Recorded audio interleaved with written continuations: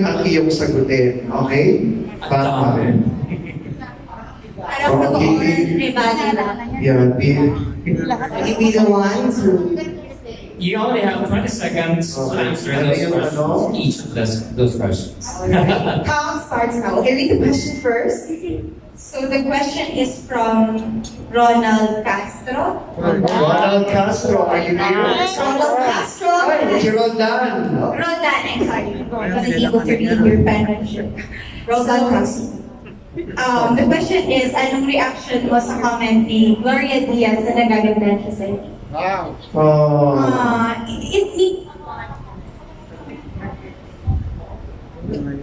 Hello? Okay. It means a lot coming from the... Okay. Sorry. So, natutuwa ako kasi it's different pag galing with kay Gloria Diaz, having, the really high standard when it comes to beauty pageant, being the first ever Miss Universe coming from the Philippines. And it's a good source of inspiration. And as of this moment, I need people to believe in me. And it's such an honor that Miss Gloria Diaz is one of those people who supports me in this journey. Hindi lang si Gloria Diaz, lahat ng mga nandito. Ito ang susupport sa iyo pagtapak mo sa international stage. Next question, please.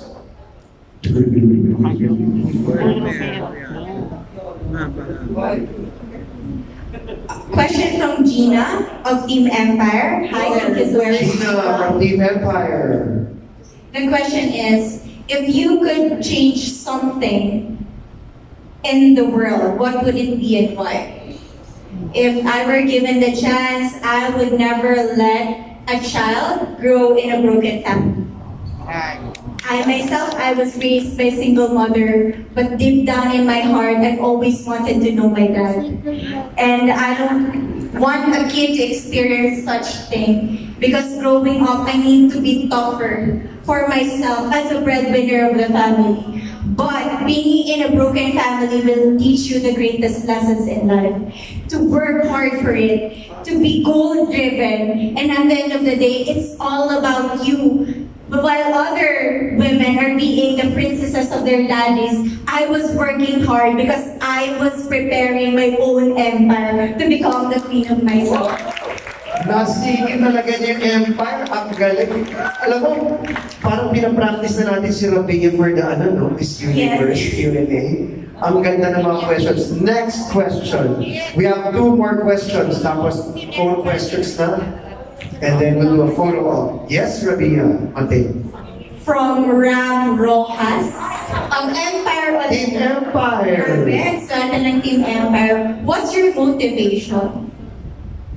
There were a lot of things that motivated me to become successful. But one factor that pushed me the most was the fact that I grew up and I saw poverty at a young age. Just to share something, there was a moment in my life where I had to study, and there was this, the light from the candle as the only source of light that I have. And I told myself that this is not the life that I deserve, or any of us deserves. So I need to push myself better every single day. That's why I have this heart of educating myself, because I know that this is the only thing that my single mom can give it to me. And now that, I am an educator. Ayun, magamit yung linya nyo. This is my time to give back to my community with the same motivation that I had in the past. Yes. Last 2.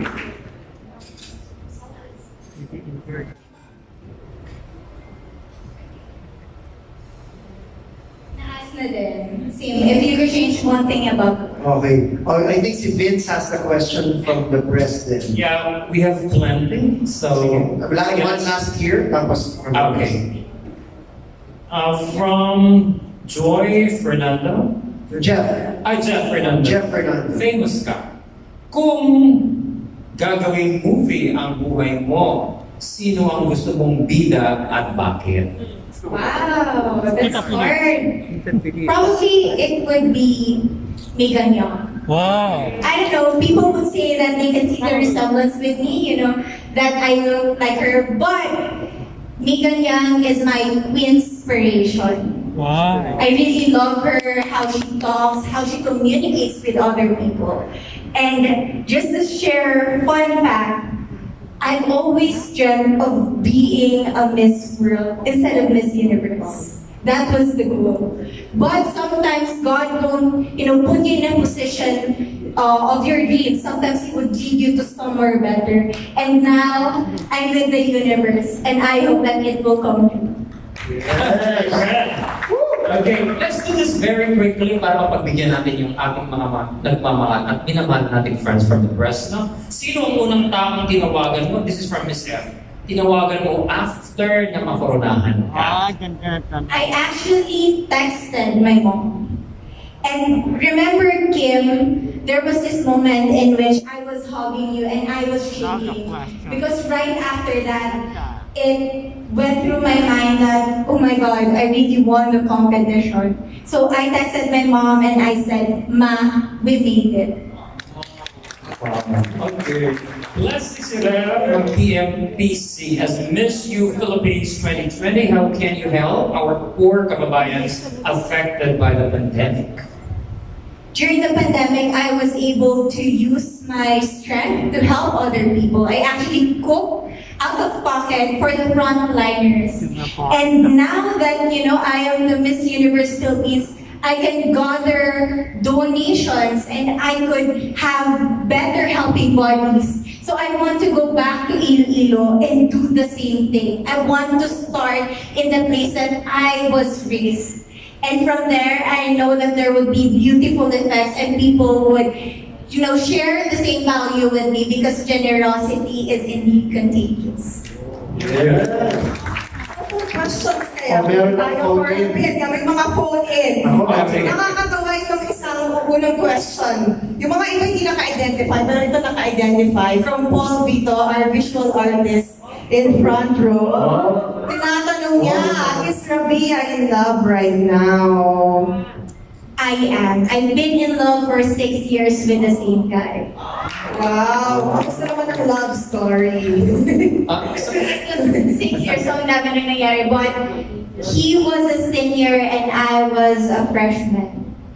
So it started with that scenario. And going strong. Yes, and very strong. And we have another question from an unidentified texter. The question is for both RS and Rabiya. Tinatanong kay RS, kailan mo ba unang napansin si Rabiya sa pageant? And ngayon na nakilala mo siya, ano ang pinaka-love mo about Rabiya? Yes. Unang napansin ko si Rabiya nung sinabi lang hindi ko napansin, pumasok sa consciousness ko nung nagsabi Iloilo. But of course, there wasn't a name and a face to that province. Up until I stumbled upon YouTube, she was doing a Zoom interview before the pageant. Tapos nung nakala ko, ito pala si Iloilo, ang pangalan pala niya Rabiya, at ito pala yung mukha niya. Interesting. Yun pala. Up until, of course, marami pa akong tinignan na ibang mga contestants. Of course, being a judge, I wanted to see all the candidates equally and fairly. So nung opening na nakita ko sila, ina-assess ko na sa utak ko one by one, up until lumabas si Iloilo, and that's when something struck me and said, mukhang ito yung mag-uwi ng crown. And my impression after meeting her is, before winning the crown, is she was real, she was authentic, and she loved front row. And she was determined to get the crown. After winning the crown, she still remains, we had dinner together 2 nights ago. She still remains authentic and real, and she still loves front row. And she's still very enigmatic and magical. So, yun, I've always told her na front row is here to support you all the way. Now, for Rabiya naman daw, what was your first impression of RS and Sam when you met them? And now, nakilala mo na talaga sila. Anong masasabi mo sa kanila? At first, I was intimidated. To be honest, yes, for both you and Kuya Sam. Kuya talaga. Hindi si Kuya, Hi, Kuya Sam! Oo. Kapatid niya ni Kuya Will. Kuya Will. Because, even I know you're gonna agree with me, when they're inside the room, there's so much like energy flowing, like parang nai-intimidate ako. And with all the success that I've heard, I'm not sure if how he responds to people. And that is a beauty pageant. I was scared na he might be judging us. But, si Sir RS, isa siya sa pinaka-matulungin talagang tao, right? Kasi may puso talaga siya. And what I love about Front Row, yung sinasabi nga ni Kuya RS, binibigay back to the community kung ano mang blessing yung meron kayo. And gusto kong itabi yung sarili ko sa mga ganung tao. Kasi at the end of the day, it's all about giving back to the community. That makes you a giver and makes you a better person. Yun naman talaga yung advocacy namin at battle cry namin sa Front Row Cares. We care and we want to share those blessings given to us sa nakakarami na nangangailangan ng tulong. So salamat. Kapag ka matatakot sa akin, kapag kayo pumasa yung una, sabi ko, Ilo. Sabi ko, you're so pretty. Yung may una kong manubungad sa kanya na. Okay, ano pang mga question dyan? Alright, may question dito from... Last two questions ha, tapos picture taking na tayo. From I-ready nyo na mga phones nyo. Divine Miranda's Team Empire, what is your definition of success? When back in the years, I would define success as an act in which I could provide something for my family's meal. I know for some of you it's just a simple gesture, but I experience success every time I get to bring groceries at home, every time I get to pay the tuition fee of my brother, because that is a reminder that I am a good daughter and a better sister, and that's how I define success. Sobrang grounded sa reality. I told you, that's why I love her. Last na to, last na. We're gonna go back to Vince after this, pero Okay, one last last one. question here from the cell phone. For Rabiya, what do you love most about Front Row? Yun? I said it earlier. The best thing about Fronter is that it has the success that it wants to share to other people. And it's not selfish. You don't think about yourself only. You think about how can you help the community with the products that you have. By encouraging other people to join your growing family. And that's the best thing about Front Row. Because you want to become successful together. Nice. Thank you, Rabiya. Palakpakan tayo, guys. Vince? Okay, this is one interesting question. Reaction sa fan na gumawa ng 2,000 peso bill na nandun yung mukha mo. Parang mukha mo. Nandun yung face mo. Kasama si Senator Miriam Defensor Santiago. Have you seen the photo? Have you seen No, the I photo? haven't. I saw the bill with Miriam Defensor Santiago's face, but not me with Oh, there's one. Wow. There's one with you. Yeah. What happened was, it was asked to me during the final interview that if given the chance, who do I want to be the next face of the Philippine currency? And what struck my head was Miriam Defensor Santiago. For those who don't know, I was called Little Miriam Defensor when I was in high school because I love to do debates. And I mean, you need to agree with me, she's smart, but at the same time, she's blessed with humor. And I feel like it was a question destined for me because a week before the finale, I watched her biography sa GMA. And it's like God reminding me that, okay, this is Miriam, this is your idol. And for such a long time, she was your phenomenal woman. And I was able to deliver that answer during the coronation night. We'll seal your fate as the new queen. By the way, that question was from Roldan Castro of Abante tonight. Where's Roldan? Hey. Okay, isa pa, no? Halos pare-pareho na yung mga tanong nila. We wish we could accommodate all questions, but we're pressed for time. Ngayong Miss Universe Philippines ka na, marami ang nabago sa buhay mo. Paano ngayon nagsisimula, and this is the journey, ang araw mo at nagtatapos sa gabi? Ayan. It starts and ends with a prayer. A prayer of being grateful to God. That few years ago, being on this Universe Philippines was just a dream. And not everybody believed in me. Not everybody saw the potential in me. But still, God destined me to become the Queen of the Philippines, to represent every Filipina, to share my story, to influence other people. And I am of so much gratefulness in my heart to be in that position. And just like what I've said during my coronation night, with Miss Universe Philippines and with Front Row, I can make a difference. And I feel like I am doing it right now. Good job, Rabiya. We are so proud. Any more? Are we? Ito na. Last na to kasi this is close to our heart na.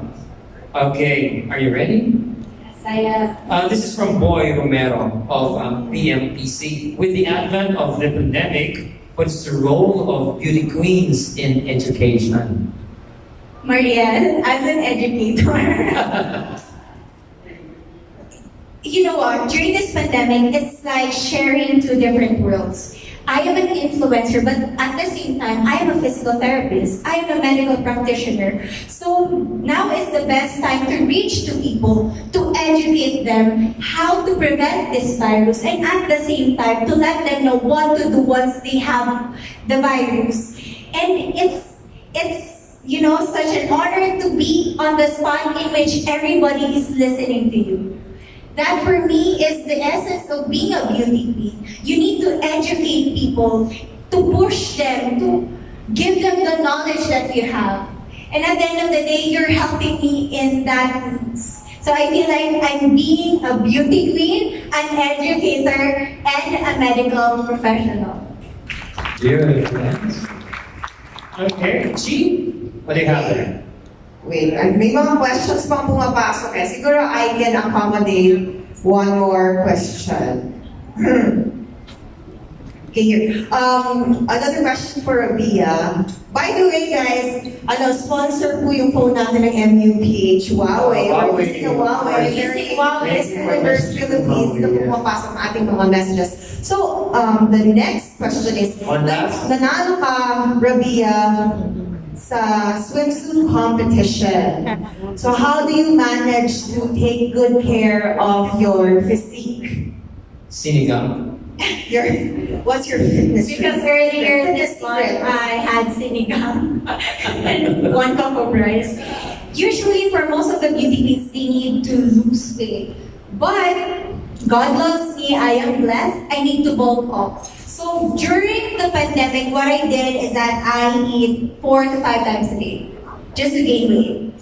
So we have different struggles, and at the end of the day, you need to stay in your lane, know your body, know how you will improve your body, and never compare your body to other people.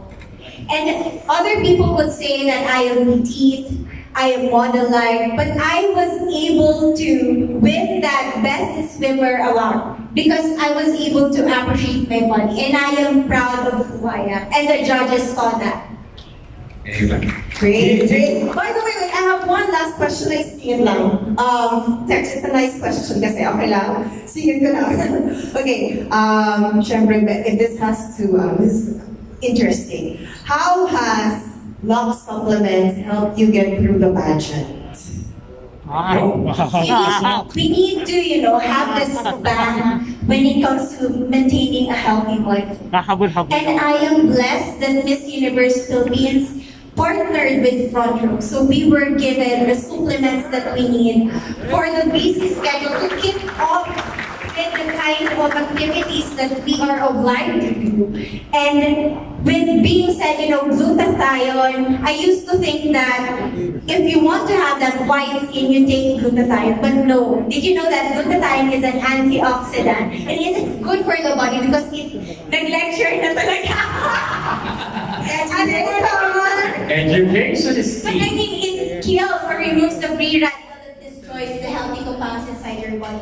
So I feel like you're becoming beautiful and at the same time healthier. So thank you so much, front row, for taking care each and every one of the candidates. We really appreciate your efforts in making the competition successful. Thank you so much, Kuya Sam. Here.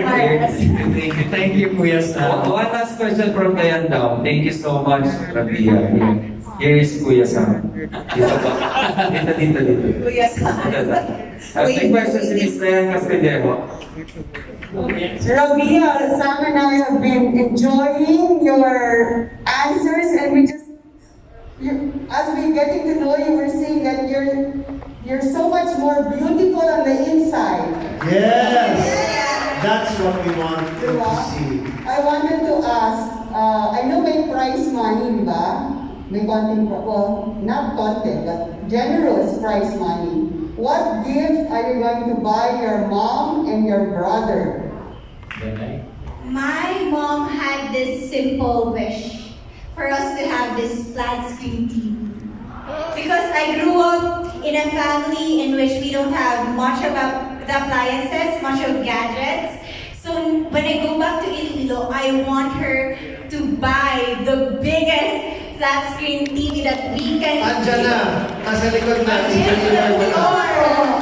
Bumuhati ni Bamba.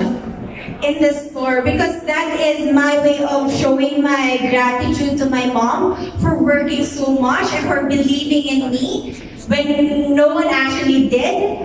And I'm very much thankful for the opportunity for Miss Universe Philippines organization and for Front Row.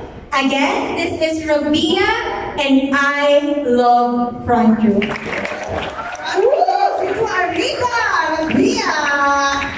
Wow, And grabe. your brother, what about your brother? You're not just going to pay his tuition fee, I'm sure much more now.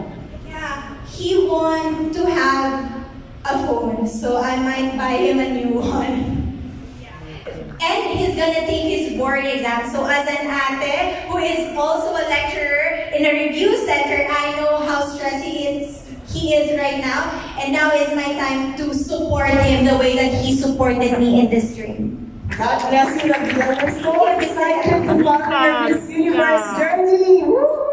Thank you. Thank you, Dayan. Big front row, of course. Thank you. Ladies and gentlemen, Dayan Castillejo is here in the house. Thank you so much. Actually, I have a story. The other day we were having dinner, Dayan, and then I asked her that same question.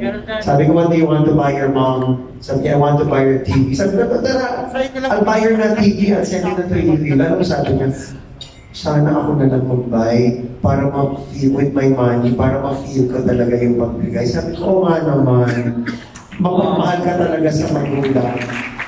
Kasi normally, she's like, okay, sige, send nyo na yan. Sabi niya, ako na lang, kasi gusto kong ma-feel na pera ko yung ginamit ko. Ako yung pumili ng TV. Ako yung magbibigay sa mami ko. At ganun katotoo itong batang to. That's why mahal na mahal ka ng front row. Thank you. And you relate so well because you're like that to your parents. Well, yeah, oo. Binigay ng TV mami ko eh. Kasi- RS? Yes. Ayaw niya tanggapin eh. Uwi mo na to. Uwi mo na to sa likod. Ayaw niya intindihan. Just kidding. And I'm R.S. Francisco and I love Rabiya. Yes. And front row loves Rabiya. The whole front row loves Rabiya, right?